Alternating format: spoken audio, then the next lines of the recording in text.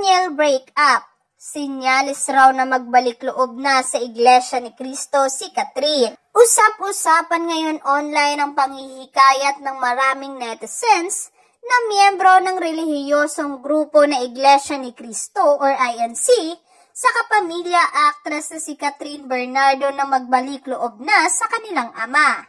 Hindi lingid sa kalaman ng marami na lumaking miyembro ng INC si Catherine.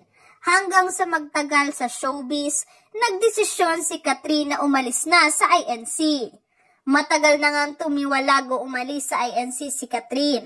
Taong 2015 ang unang umugong ang balitang tumiwalag na siya sa INC, kasunod ng pagsuporta nila ng noon ay ka-love team at boyfriend niyang si Daniel Padilla sa kandidatura ni Mar Rojas at Lene Robredo. Kaya nasabi ng marami na wala na sa INC si Catherine dahil ang ini-endorso noon ng INC sa pagkapangulo ay si dating Pangulong Rodrigo Duterte. Batid ng marami na sumusunod sa sistema ng block voting ang INC members kung saan kailangan nilang iboto ang napiling kandidato ng kanilang mga pinuno.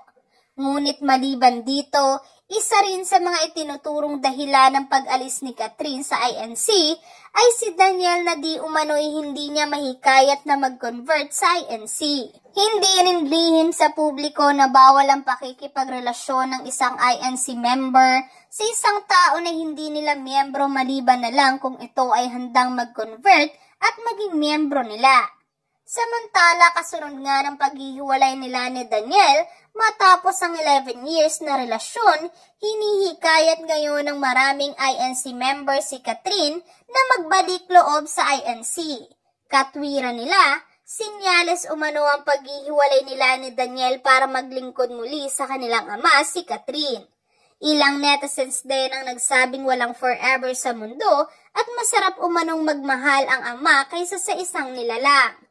Narito ang inang komento ng mga netizens. Naghiwalay man kayo ni Daniel, baka isa sa mga sign na rin para makapagbalik loob ka na sa iglesia at maglingkod uli sa tunay na Diyos.